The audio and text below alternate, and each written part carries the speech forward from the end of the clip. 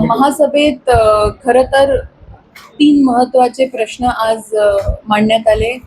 2 महिन्याच्या कालावधीनंतर 2 महासभा खरं तहकूब झाल्या. त्याच्यामुळे सगळे सदस्य त्यानंतर सगळ्या सदस्यांच्या प्रभागातली कामं ही एका विशिष्ट वळणावर येऊन थांबलेली होती आणि त्यांना आज चालना मिळालेली आहे. बऱ्याच सदस्यांच्या काही समस्या होत्या, त्यांनी देखील इथे त्याचा उहापोह केला आहे.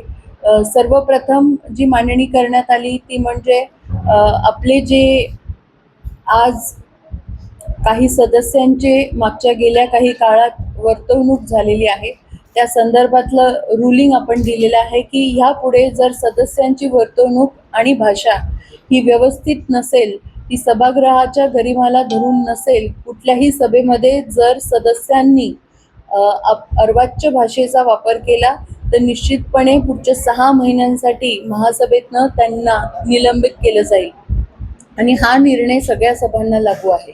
त्यामुळे असं नाहीये की महासभेत गैरवर्तणूक केली किंवा एका विशिष्ट सभेत केली. कुठल्याही सभेमध्ये खरं तर नाशिकमध्ये महिलांचा आपल्या भारतीय संस्कृतीमध्ये देखील महिलांना हे अनन्यसाधारण असं महत्त्व आहे, असाधारण असं महत्त्व आहे आणि त्या गोष्टीकरता आपण भारत माता म्हणतो आणि त्यामुळे मातेचा दर्जा आपल्या भूमीला आपण दिलेला आहे आणि अशा वातावरणामध्ये अशा संस्कृती वाढलेल्या असताना अर्वाच्य भाषा सदस्यांकडनं कधीही खपवून घेतली जाणार नाही, हा प्रथम निर्णय होता.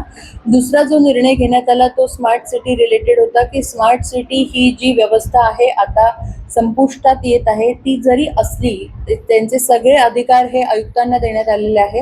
असं असताना देखील स्मार्ट सिटीचे जे प्रलंबित प्रकल्प आहेत त्याची जी काही जबाबदारी आहे ती स्मार्ट सिटी झटकून निघून जाऊ शकत नाही. ते कंत्राटदार, त्याच्यानंतर स्मार्ट सिटी आणि महानगरपालिका यांच्यात एक ट्रायपार्टी अग्रीमेंट होईल आणि जे जे पैसे स्मार्ट सिटीला आतापर्यंत जमा झाले आणि ते प्रोजेक्ट सुरू झाले नसतील ते आम्ही पुनश्च त्यांच्याकडनं परत घेणार आहोत, त्याचा परतावा घेणार आहोत. त्याचबरोबर यापुढे महानगरपालिका एकही रुपया स्मार्ट सिटीसाठी किंवा स्मार्ट सिटीत कॉन्ट्रीब्यूट करणार नाही असे निर्देश देण्यात आलेले आहेत.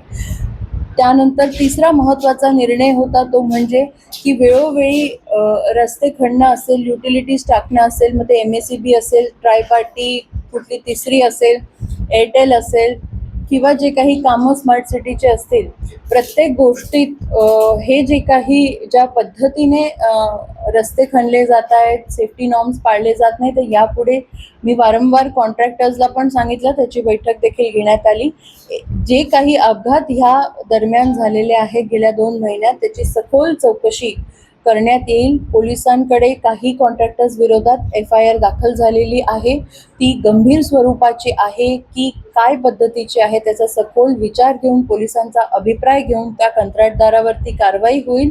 त्याचबरोबर आपल्या अधिकाऱ्यांनी खरं तर त्याचा फॉलोअप घ्यायचा आहे आणि निश्चितपणे जर असं आढळून आलं की कुठलाही कॉन्ट्रॅक्टर दोषी आहे तर निश्चितपणे त्याच्यावर सस्पेन्शनची कारवाई होईल. त्याच पद्धतीने जी काही अपघातामध्ये मृत्युमुखी पडलेले आहेत, ज्यांच्या परिवाराला आज कुठल्याही प्रकारचा आधार नाही आहे, त्या परिवारांसाठी केस बेस्ड महानगरपालिका स्वतः आर्थिक सहाय्य करेल असे निर्देश देण्यात आलेले आहे.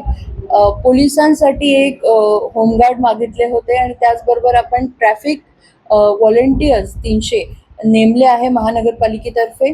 त्याचं सगळा कॉन्ट्रॅक्ट आणि जे काही त्यांचे कॉन्टॅक्ट नंबर्स आहेत ते सभागृहाला कळवण्यात यावे. त्यांचे काही पोझिशन्स असतील म्हणजे सभागृहातल्या सगळ्या लोकप्रतिनिधींना कळेल की जिथे जिथे ट्रॅफिक होतं आहे तिथे कोणते आपले व्हॉलंटियर्स उभे आहेत, जेणेकरून त्यांना एक सहकार्य ट्रॅफिक संदर्भात आणि पूर्ण जी ट्रॅफिक आहे ते वळवण्यामध्ये कुठे जर अपघात झाला तर तात्काळ तिथे मदत मिळण्यासाठी त्यांनाही सपोर्ट होईल.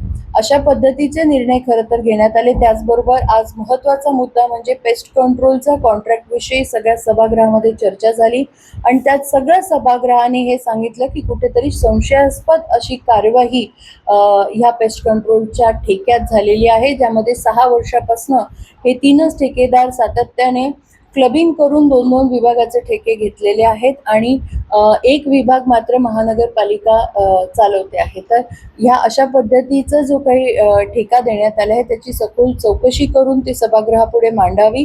त्याचबरोबर आपल्याला जे मनुष्यबळ हवं आहे की आपल्याकडे किती मनुष्यबळ आहे हे बघून खरं तर पुढे आपण तो ठेका कसा चालवावा या संदर्भात सभागृहाचं मत जाणून निर्णय घेतला जाईल. धन्यवाद. वृक्ष प्राधिकरणची समितीची नियुक्ती करण्यात नक्कीच आज NGTचा ठराव आहे. NGTचे जे काही निर्देश आहेत त्यानुसार सन्माननीय वृक्ष प्राधिकरण समिती ही आपल्याला गठीत करायची होती आणि तशा प्रकारचे सगळ्या सदस्यांची नेमणूक गटनेत्यांनी पत्र दिल्यानुसार करण्यात आलेली आहे. त्याचबरोबर याची प्रोसेस जी आहे त्याला मान्यता दिलेली आहे, कारण त्यात अशासकीय सदस्य देखील असतात आणि त्यासाठी पुढील कार्यवाहीला मान्यता दिली आहे.